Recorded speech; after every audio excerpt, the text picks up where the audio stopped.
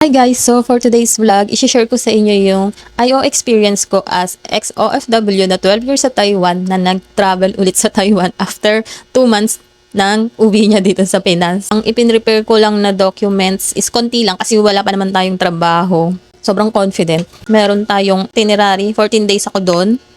Return ticket, hinahanap talaga nila yan. And yung letter na ginawa ng jowa ko, sinend niya lang sa akin to guys. Hindi na siya nagpa-SPA. Sinend niya lang yung letter na merong pirma niya and attach IDs. Yung ARC and yung passport and also yung kontrata na merong address ng apartment namin dyan sa Taiwan. Sa NAIA 1 and 3, meron ng mga e-gates. So, tumadaan na lang sa immigration officer is yung mga first-time traveler. Halos karamihan na dumadaan na sa e-gate. Mga foreign, OFW, and mga history na ng previous travel.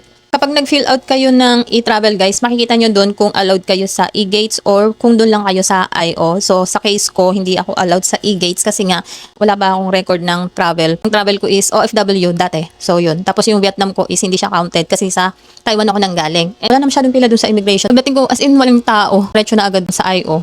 Ang tanong kaagad sa akin, saan ang punta, kailan ang balik, hinanap yung return ticket and itinerary. Tapos tinanong niya sa akin kung ano ang trabaho ko. So yun na nga guys, wala tayong trabaho, sabi ko unemployed.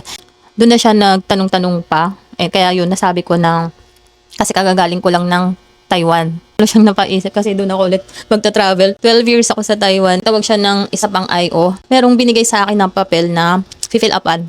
Sabi niya, kailangan kong fill upan yun para sa next travel ko, wala na masyadong tanong.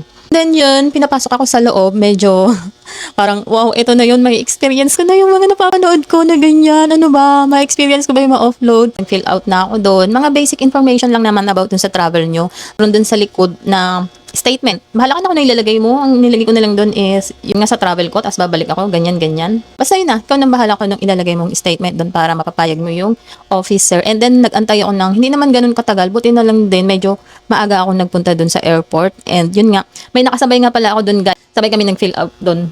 Sa Singapore naman yung punta niya. Tapos, OFW din siya doon ng 7 years. Red flag talaga sa kanila yung mga ex-OFW na din ulit mag-travel. Pero siguro depende pa rin talaga sa IO guys. Kasi yung friend ko na galing din ng Taiwan, wala namang ganyan case sa kanya. Medyo marami lang tanong pero hindi umabot na pinapasok siya sa loob. So yun, depende rin talaga sa IO. Pero syempre, dapat confident ka pa din. Kasi wala namang gagawin masama, di ba? Magta-travel ka lang naman. Tapos yun nga, nung tinawag na ako, medyo masungit yung nag-interview sa akin guys. Yun pa din yung mga tinanong niya.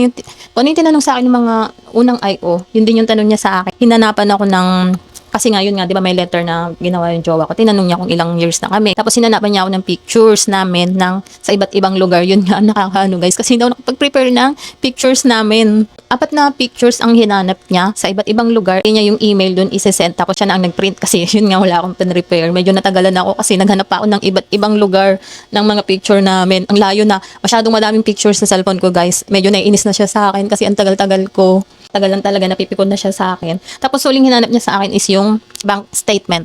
Eto pa isa guys, wala rin akong pin-repair na copy ng bank statement. Sabi ko sa kanya, pwede po bang yung sa bank app na lang sa online. So yun yung pinakita ko sa kanya and then yun, doon na siya natapos sa pagtatanong. Tante nga pala na tinanong sa akin kung kailan ko binook yung ticket. Buti na lang din bago ako nag-check-in, nanood-nood kasi ako tungkol sa mga ganyan. Dapat alam mo kung kailan mo binook yung ticket. So yun guys, tinanong niya nga sa akin yun. Kasi kung hindi ko nabanood yun guys, hindi ko talaga alam kung kailan ko binook yung ticket. Talagang red flag na talaga ako. Tapos yun nga, buti na lang talaga. So ayan, nasagot ko yung tanong niya na yun. Tapos yun na nga, pagkakita niya ng bank account ko, sabi niya, hindi niya pa nga lang daw nakikita yung laman ng bank account ko. Papayagan niya na talaga ako kasi maganda naman yung record ng mga travel ko. Dumaan ako lahat ng travel ko is dumaan sa DNW, ganyan. Basta uuwi daw ako, babalik ako dun sa date sa ticket. Tinanong niya nga pala guys kung wala na akong balak mag-apply sa Taiwan. Sabi ko wala na po kasi naka 12 years na ako. Tapos balik niya na ako dun sa unang IO na nag-interview sa akin. Natakan na and then yun na guys, for the go na tayo. Success ang ating unang unang travel na lalabas ng Pinas. Puro sa next travel natin, pwede na tayo sa e-gates. So yun lang guys. Thank you for watching. Kita-kits sa susunod pang travel.